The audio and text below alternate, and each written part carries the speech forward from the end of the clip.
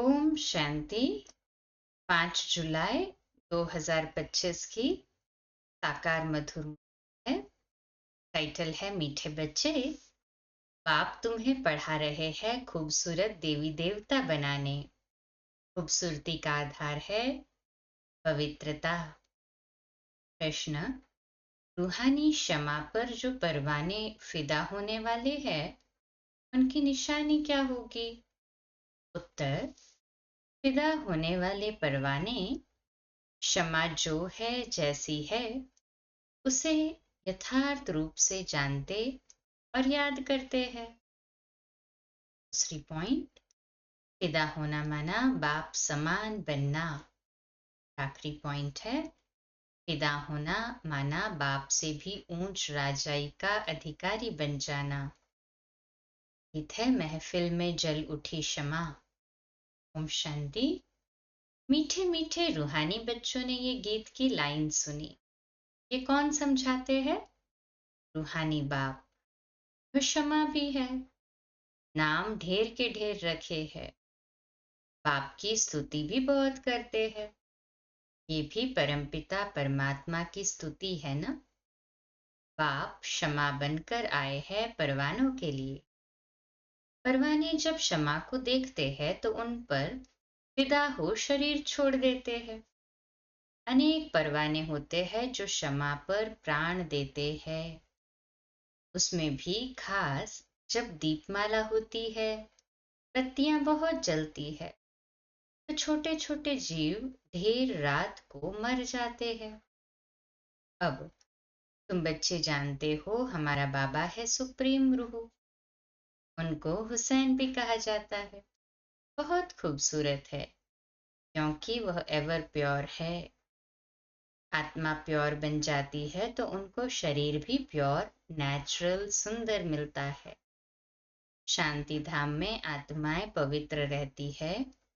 फिर जब यहाँ आती है पाठ बजाने तो सतो प्रधान से सतो रजो तमो में आती है। फिर सुंदर से श्याम अर्थात काली इम्प्योर बन जाती। आत्मा जब पवित्र है तो गोल्डन एजेड कही जाती है। उनको फिर शरीर भी गोल्डन एजेड मिलता है। दुनिया भी पुरानी और नई होती है। वही हसीन परमपिता परमात्मा जिसको भक्ति मार्ग में बुलाते रहते हैं, हे शिव बाबा, वह निराकार परमपिता परमात्मा आया हुआ है आत्माओं को इम्प्योर से प्योर हसीन बनाने। ऐसे नहीं आजकल जो बहुत खूबसूरत है उनकी आत्मा पवित्र है, नहीं। भल शरीर खूबसूरत है फिर भी आत्मा तो पतित है ना। विलायत में कितने खूबसूरत बनते हैं, जानते हो। ये लक्ष्मी नारायण है सत्युगी खूबसूरत, और यहाँ है हेल के खूबसूरत। मनुष्य इन बातों को नहीं जानते। बच्चों को ही समझाया जाता है यह है नर्क की खूबसूरती। हम अभी स्वर्ग के लिए नेचुरल सुंदर बन रहे हैं।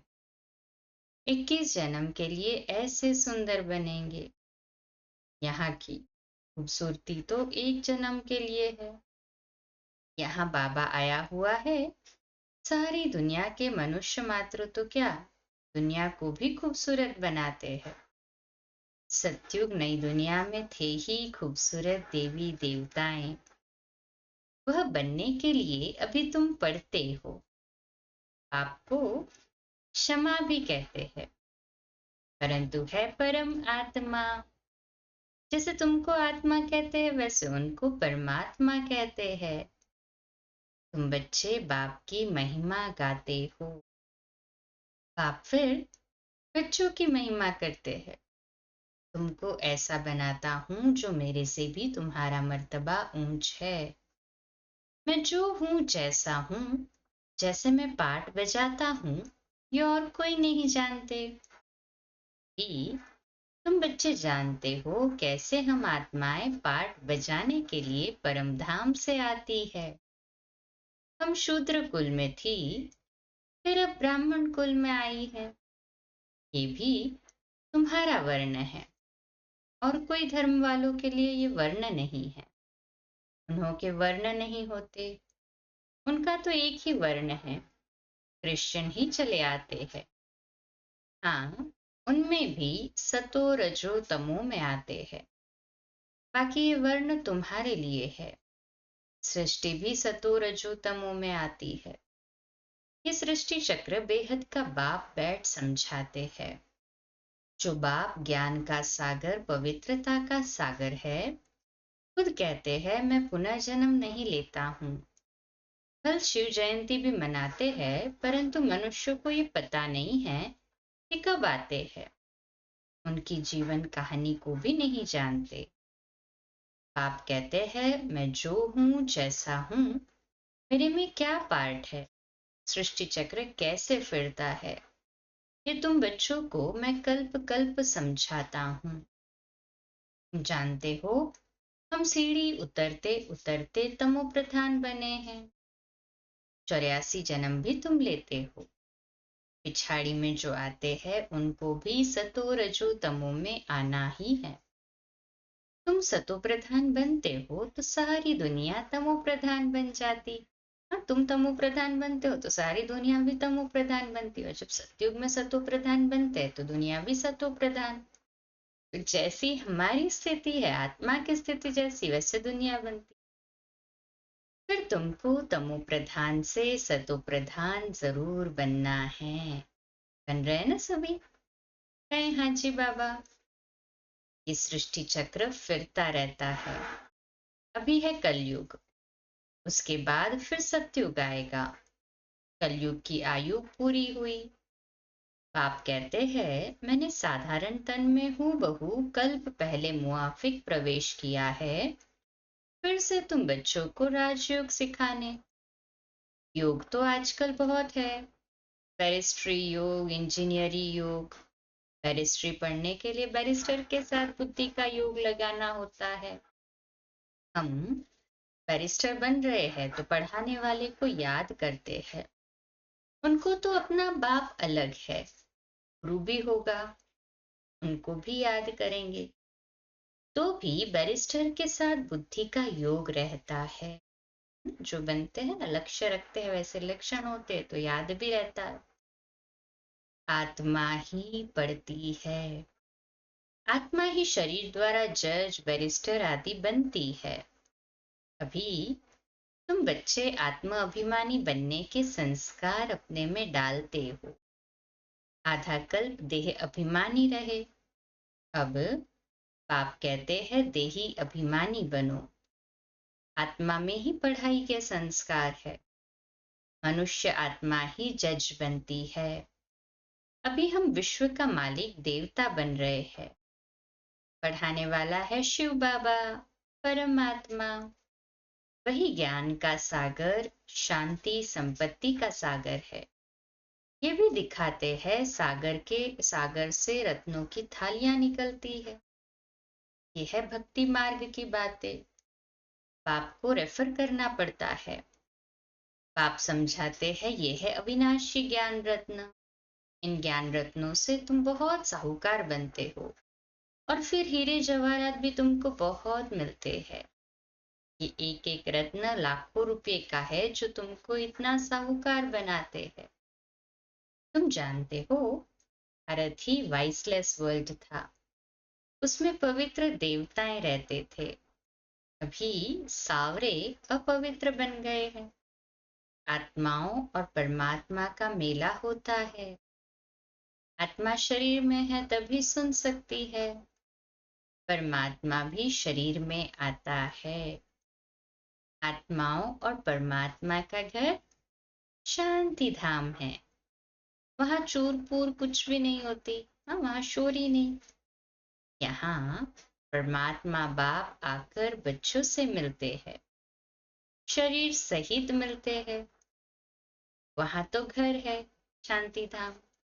वहां विश्राम पाते हैं। अभी तुम बच्चे पुरुषोत्तम संगम युग पर हो, बाकी दुनिया कलयुग में है।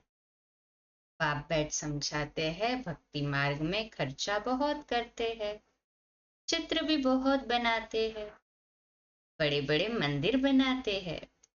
नहीं तो श्री कृष्ण का चित्र घर में भी रख सकते हैं। बहुत सस्ते चित्र होते हैं, फिर इतना दूर दूर मंदिरों में क्यों जाते? ये है भक्ति मार्ग। सत्युग में ये मंदिर आदि होते नहीं, वहां है ही पूज्य। कलयुग में है पुजारी। तुम अभी संगम युग पर पूज्य देवता बन रहे हो, अभी तुम ब्राह्मण बने हो। इस समय तुम्हारा ये अंतिम पुरुषार्थी शरीर मोस्ट वैल्यूएबल है। इनमें तुम बहुत कमाई करते हो। बेहद के बाप के साथ तुम खाते पीते हो, पुकारते भी उनको है। ऐसे नहीं कहते श्री कृष्ण से खाऊं, बाप को याद करते हैं। तुम मात पिता हम बालक तेरे, बालक तो बाप के साथ खेलते रहते हैं। श्री कृष्ण के हम सब बालक है, ऐसे नहीं कहेंगे। हाँ, ऐसे नहीं कहते कि श्री कृष्ण के हम सब बालक है। सभी आत्माएं परमपिता परमात्मा के बच्चे हैं। आत्मा शरीर द्वारा कहती है आप आएंगे तो हम आपके साथ खेलेंगे, खाएंगे, सब कुछ करेंगे। तुम कहते ही हो बाप दादा, तो जैसे घर हो गया, बाप दादा और बच्चे। ये ब्रह्मा है बेहद का रचयिता। बाप इनमें प्रवेश कर इनको अडॉप्ट करते हैं। इनको कहते हैं तुम मेरे हो। ये है मुख वंशावली। जैसे स्त्री को भी अडॉप्ट करते हैं ना, वह भी मुख वंशावली ठहरी। कहेंगे तुम मेरी हो, फिर उनसे मुख वंशावली बच्चे पैदा होते हैं। ये रस्म कहाँ से चली? बाप कहते हैं मैंने इनको अडॉप्ट किया है ना, इन द्वारा तुमको अडॉप्ट करता हूं। तुम मेरे बच्चे हो, परंतु ये है मेल। तुम सभी को संभालने के लिए फिर सरस्वती को भी अडॉप्ट किया। उनको माता का टाइटल मिला, सरस्वती नदी। ये नदी माता हुई ना। बाप सागर है, ये भी सागर से निकली हुई है। ब्रह्मपुत्रा नदी और सागर का बहुत बड़ा मेला लगता है। ऐसा मेला और कहाँ लगता नहीं। वह है नदियों का मेला, ये है आत्माओं और परमात्मा का मेला। वह भी जब शरीर में आते हैं तब मेला लगता है। बाप कहते हैं मैं हुसैन हूँ, मैं इनमें कल्प कल्प प्रवेश करता हूँ। ये ड्रामा में नोंद है। तुम्हारी बुद्धि में सारे सृष्टि चक्र का नॉलेज है ना, है ना, सारा सृष्टि का चक्र बुद्धि में। इनकी आयु 5000 वर्ष है ना, पूरा निश्चय। कहे हाँ जी बाबा। इस बेहद की फिल्म से फिर हद की फिल्म बनाते हैं। जो पास्ट हो गया सो प्रेजेंट होता है, प्रेजेंट फिर फ्यूचर बनता है, जिसको फिर पास्ट कहा जाएगा। पास्ट होने में कितना समय लग गया, नई दुनिया में आए कितना समय पास्ट हुआ? 5000 वर्ष। तुम अभी हर एक स्वदर्शन चक्रधारी हो। तुम समझाते हो हम पहले ब्राह्मण थे फिर देवता बने। बच्चों को अभी बाप द्वारा शांति धाम सुख धाम का वर्षा मिलता है। बाप आकर के 3 धर्म इकट्ठा स्थापन करते हैं, बाकी सब का विनाश करा देते हैं। वापस ले जाने वाला तुमको सद्गुरु बाप मिला है। बुलाते भी है हमको सदगति में ले जाओ, शरीर को खलास कराओ। ऐसी युक्ति बताओ जो हम शरीर छोड़ शांति धाम चले जाए। गुरु के पास भी मनुष्य इसीलिए जाते हैं, परंतु वह गुरु तो शरीर से छुड़ाकर साथ में ले नहीं जा सकते। पतित पावन है ही एक बाप। वो जब आते हैं तो पावन जरूर बनना पड़े। बाप को ही कहा जाता है कालों का काल महाकाल। सभी को शरीर से छुड़ाकर साथ ले जाते हैं। यह है सुप्रीम गाइड। सभी आत्माओं को वापस ले जाते हैं। ये छी शरीर है, इनके बंधन से छूटना चाहते हैं। कहाँ शरीर छूटे तो बंधन छूटे। अभी तुमको इन सब आसुरी बंधनों से छुड़ाकर सुख के दैवी संबंध में ले जाते। जानते हो, हम सुख धाम में आएंगे वाया शांति धाम। फिर दुख धाम में कैसे आते हो ये भी तुम जानते हो। बाबा आते ही है श्याम से सुंदर बनाने। बाप कहते हैं मैं तुम्हारा ओबीडिएंट सच्चा फादर भी हूँ। फादर हमेशा ओबीडिएंट होता है, सेवा बहुत करते हैं। खर्चा कर पढ़ाकर फिर सब धन दौलत बच्चों को देकर खुद जाए साधुओं का संग करते हैं। अपने से भी बच्चों को ऊंच बनाते हैं।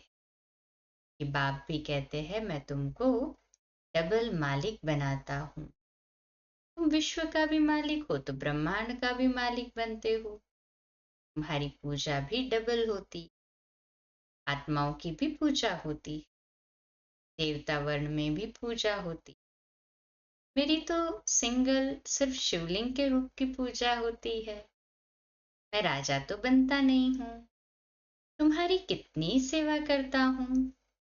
ऐसे बाप को फिर तुम भूलते क्यों हो।